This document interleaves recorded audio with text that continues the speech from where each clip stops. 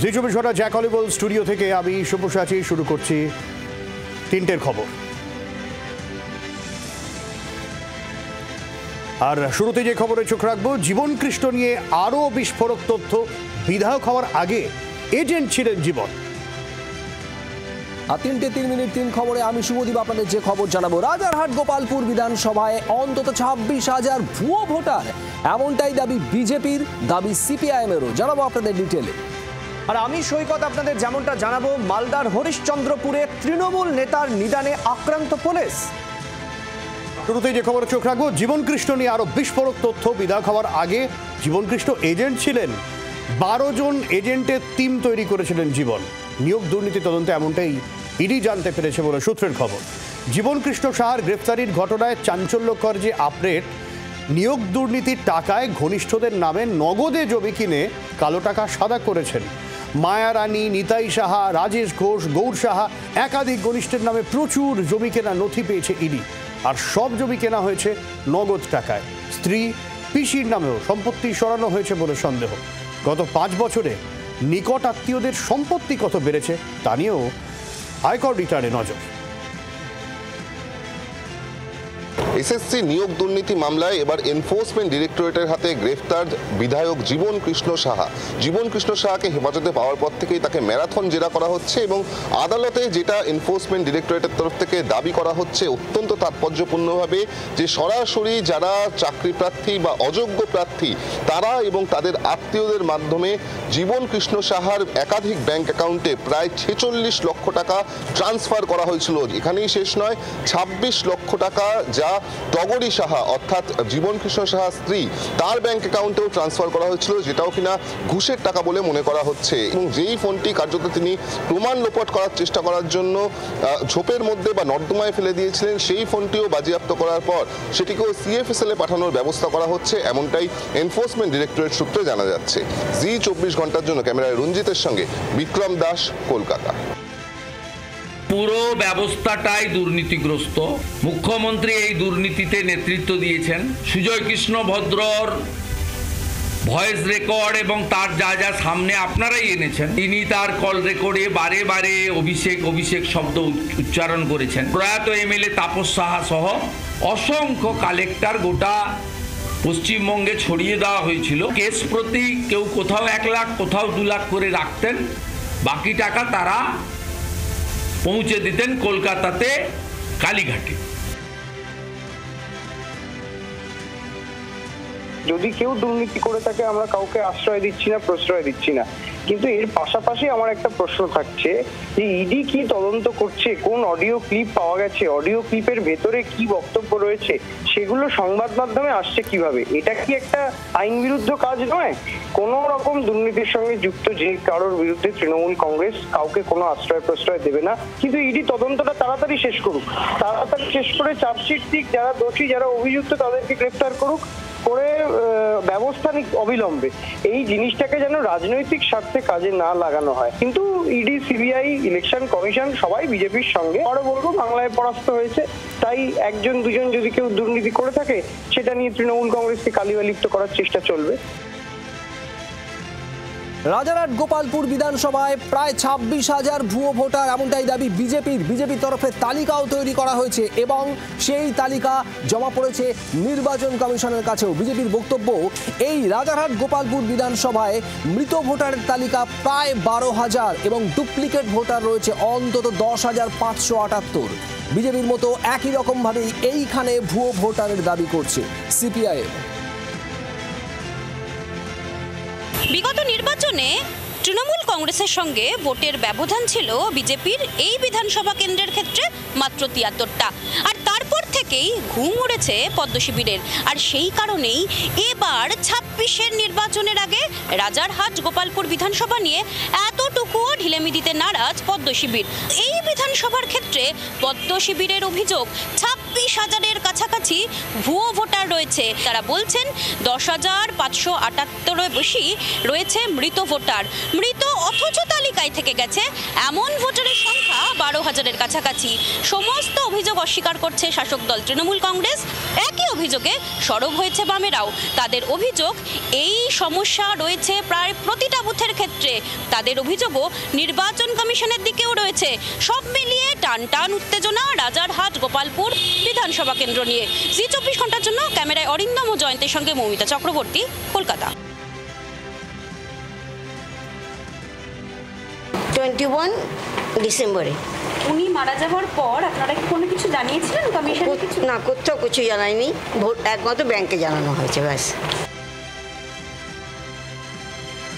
7টা বিধানসভার রিপোর্ট আমাদের কাছে আছে। রাজারহাট গোপালপুরটা বিশেষ করে বলছি, 10,578টা আমাদের কাছে ডুপ্লিকেট ভোটারের তালিকা রয়েছে। আমরা এর আগেও নির্বাচন কমিশনের কাছে এই নিয়ে কমপ্লেন জানিয়েছি। তো আর তো ডেড ভোটার সেভারাল টাইম, প্রত্যেকবার ডেড ভোটারের উপরে কাজ হচ্ছে, কিন্তু আলটিমেট আমরা বিএলওর কাছে জমা দিলে সেই রেকটিফিকেশন হচ্ছে না। 7 নম্বর ওয়ার্ড পথ তো বামেরাই দেখিয়েছে, আর সেই পথে হেঁটেই তৃণমূল কংগ্রেস নিজেকে আরও শক্তিশালী করেছে। এখন প্রশ্ন হলো, আমি যে বিধাননগরে বসবাস করি, এখানকার কর্পোরেশন নির্বাচনে দিন আমি সকাল 9টায় ভোট দিয়ে আমাদের দলীয় কার্যালয়ে চলে যাই।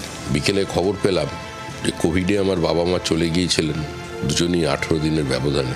তো দুজনই হাত ধরাধরি করে ভোট দিতে এসেছিলেন, দিয়ে চলে গেছেন। আমার দুঃখের দিন ওই সময়টা যদি আমি 4টের সময় যেতাম, দেখা হয়ে যেত। এটা তো জাতীয় নির্বাচন কমিশনের সম্পূর্ণ আয়ত্তাধীন বিষয়। জাতীয় নির্বাচন কমিশনকে ঘেরাও করুক, আমরা যেরকম ভাবে ঘেরাও করছি। কারণ তখন কি অমিত শাহর মুখ ভেসে উঠছে? জাতীয় নির্বাচন কমিশনকে গিয়ে বলুন কি অপদার্থ আপনারা হয়েছেন, যে এত ভুয়ো ভোটার কেন?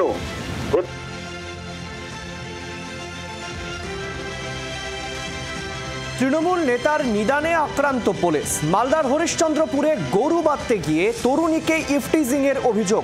পুলিশে অভিযোগ দায়ের হওয়ার পরেই স্থানীয় তৃণমূল নেতার চাপে গ্রামে সালিশি সভা বসানো হয়। সেখানে অভিযুক্ত যুবককে মারধর করার অভিযোগ।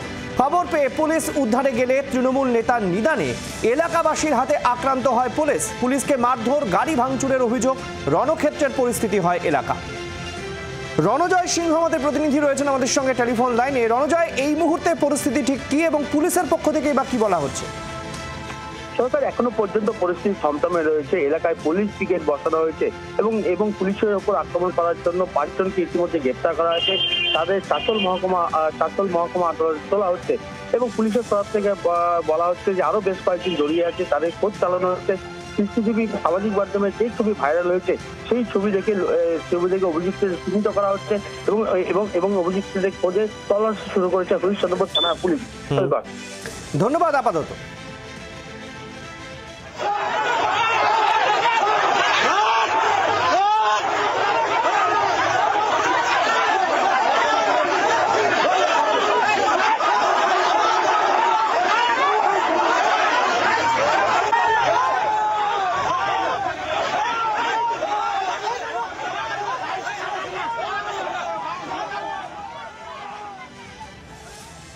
এই ঘটনায় তৃণমূল বিজেপির কি প্রতিক্রিয়া আপনাদেরকে দেখাবো।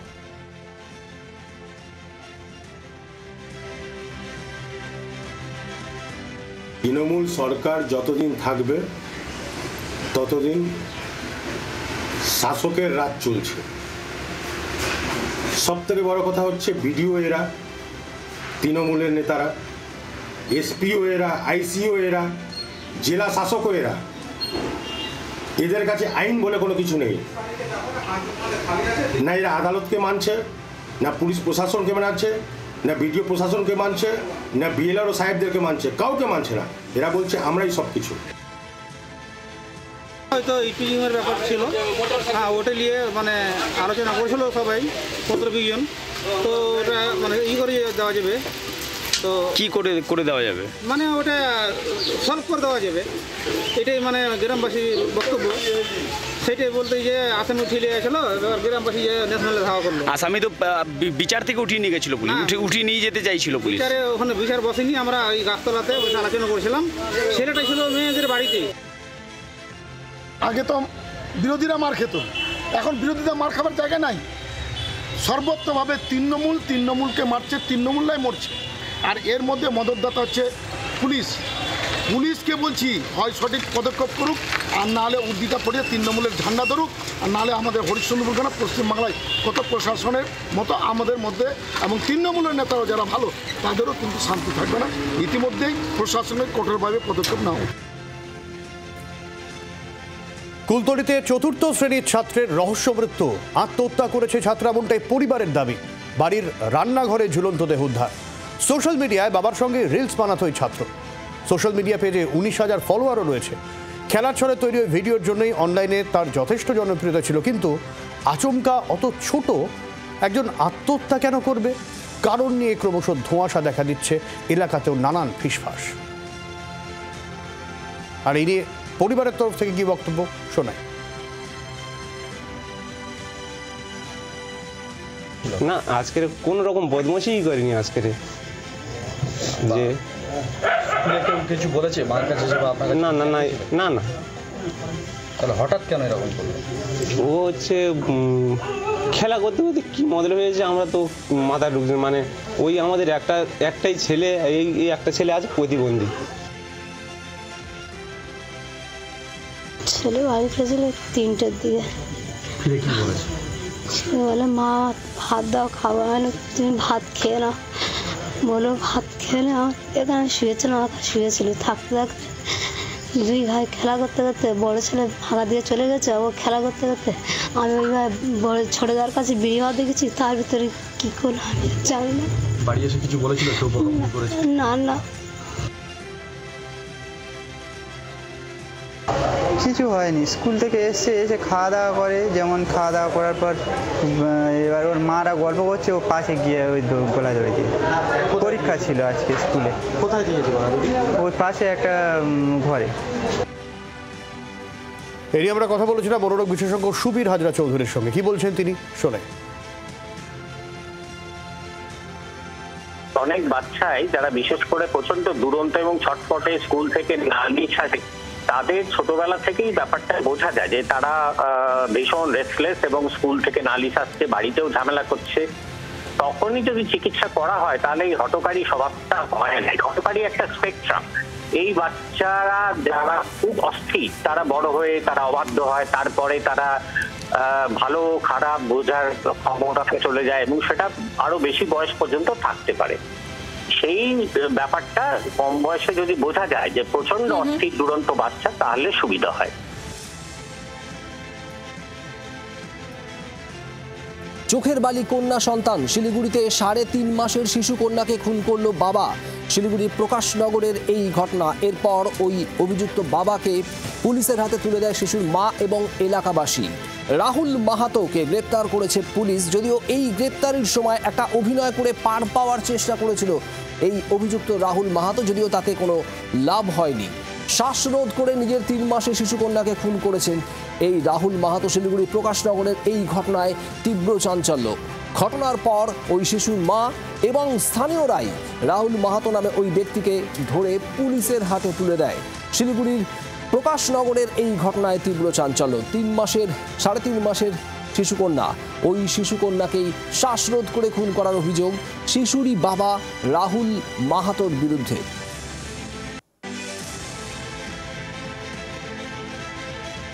मेरा हस्बैंड बोलते थे कि दूसरा से तू करती, इसलिए बार बार तो माई क्यों जाती है बार बार।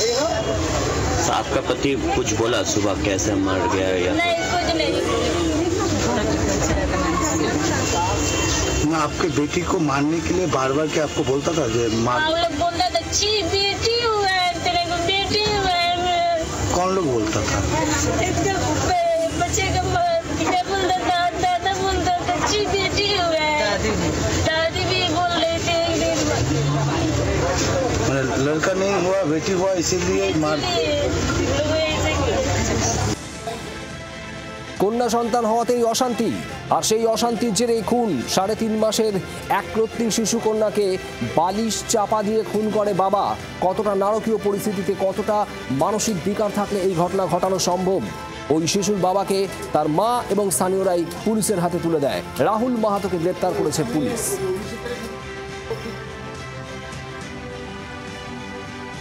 যে খবরে আমি নজর রাখবো, মৃত স্ত্রীকে কাঁধে চাপিয়ে স্টেশনে ঘুরে বেড়াচ্ছেন স্বামী। মৃত স্ত্রীর দেহ রেখে ঘন্টার পর ঘন্টা স্টেশনে অপেক্ষা করতে দেখা গেল বৃদ্ধা স্বামীকে। দক্ষিণ পূর্ব রেলের বরাভূম রেল স্টেশনের এই ভিডিও ইতিমধ্যেই ভাইরাল। জানা যায় পুরুলিয়া শহরের গোশালা বস্তির বাসিন্দা মনোজ কর্মকার এবং তার স্ত্রী শান্তা কর্মকার রেল স্টেশনে এবং ট্রেনে ফেলে দেওয়া প্লাস্টিকের বোতল কোরানোর কাজ করতেন তারা। গতকাল বৃদ্ধ স্বামী স্ত্রী কান্দা স্টেশন থেকে ট্রেনে করে ফেরার পথে বরাভূম স্টেশনে শান্তা কর্মকার অসুস্থ হয়ে পড়লে তারা সেখানে নেমে যান। কিছুক্ষণ অপেক্ষা করলে স্টেশনে মৃত্যু হয় শান্তা কর্মকারের। মনোরঞ্জন মিশ্র আমাদের প্রতিনিধি রয়েছেন টেলিফোন লাইনে। মনোরঞ্জন, এই যে মর্মান্তিক একটা ছবি, বৃদ্ধ বৃদ্ধা দুজনে স্টেশনে একেবারে প্লাস্টিকের বোতল কোরাতেন, তারপর অসুস্থ হয়ে যাওয়ার পর ট্রেন থেকে নেমে যাওয়ার পর তার স্ত্রীর মৃত্যু হয় এবং তারপর স্ত্রীর দেহ আঁকড়ে স্টেশনে ঘন্টার পর ঘন্টা বসে রয়েছেন, তারপর কি হলো? দেখো, গতকালকে যে ঘটনা ঘটেছে দক্ষিণ পূর্ব রেলের আদ্রা ডিভিশনের অন্তর্গত বরাভূম স্টেশনে, সেই স্টেশনে বাড়ি ফিরছিলেন একটি ট্রেন ধরে বৃদ্ধা এবং তারপরেই বরাভূম স্টেশনে এক বৃদ্ধা অসুস্থ হয়ে পড়লে তাকে স্টেশনে নামানো হয় এবং সেখানেই হঠাৎ করে অসুস্থ অবস্থায় তার মৃত্যু হয় এবং তারপরেই ওই বৃদ্ধ অর্থাৎ মৃত বৃদ্ধার স্বামী তার দেহটিকে যে কাঁধে তুলে এক স্টেশন থেকে আরেক স্টেশনে অন্য হয়ে ঘুরে বেড়াতে দেখা যায় এবং এই ছবি দেখা যায় সোশ্যাল মাধ্যমেও কিন্তু এই ছবি ভাইরাল হয় ব্যাপকভাবে এবং তারপরেই সেখানে প্রায় 6 ঘন্টা ধরে তিনি মৃতদেহ আগলে রেখে অপেক্ষা করতে দেখা যায় ওই বৃদ্ধকে।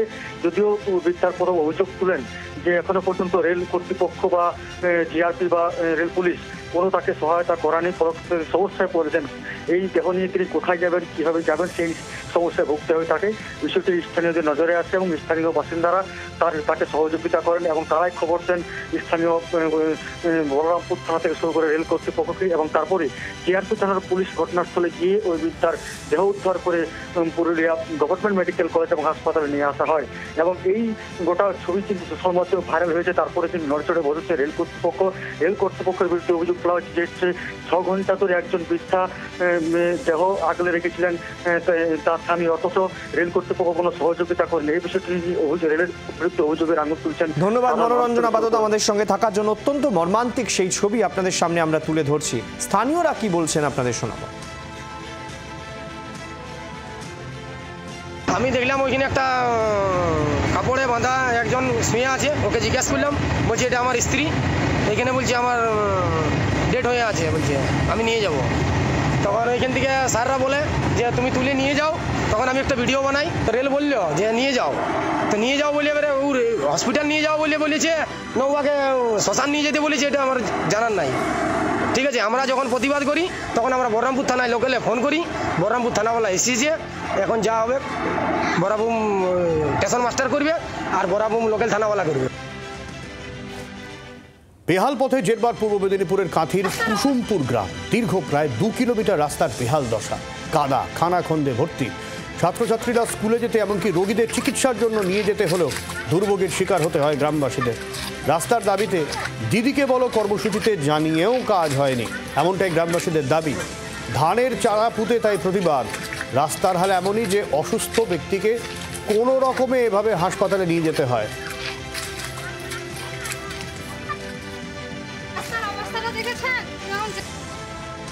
আমার সামনে টেস্ট পরীক্ষা, কালকে স্কুলে গেছিলাম, এখন যেতে পারছি না, সাইকেল চলছে না, এই রাস্তায় কাদা, সাইকেল ঢুকে যাচ্ছে, সাইকেলে কাদা ঢুকে যাচ্ছে, আমরা যেতে পারছি না। অনেক দিন ধরে 1 সপ্তাহ হয়েছে বৃষ্টি হচ্ছে, সেই জন্য আমরা স্কুলে যেতে পারছি না, স্কুল কামাই হচ্ছে। এরপর এই যদি বৃষ্টি হয় আমরা স্কুলে যাব আদৌ, এটা নিয়ে সন্দেহ আছে। জেলায় জল বিপত্তি। হুগলি নদীর জলোচ্ছ্বাসে ডায়মন্ড হারবার কেল্লার মাঠ পুরসভার তৈরি ঘরের নিচে থই থই করছে জল। বাঁধের ভাঙা একাংশ থেকে জল হুহু করে ঢুকে পড়ছে মাঠের ভেতর। জোয়ারের জল উপচে মাঠে ঢুকছে। সুলতানপুরের দিকে নদীগর্ভে তলিয়ে যাচ্ছে একাংশ জমি, ভেঙে পড়েছে একাধিক গাছ। স্থানীয় সূত্রে খবর, প্রতি কোটালে হুগলি নদীতে জল বাড়লে জোয়ারের সময় এই এলাকাতে জল ঢুকে পড়ছে। বাংলার আওয়াজ, বাঙালির আবেগ, জি 24 ঘন্টা।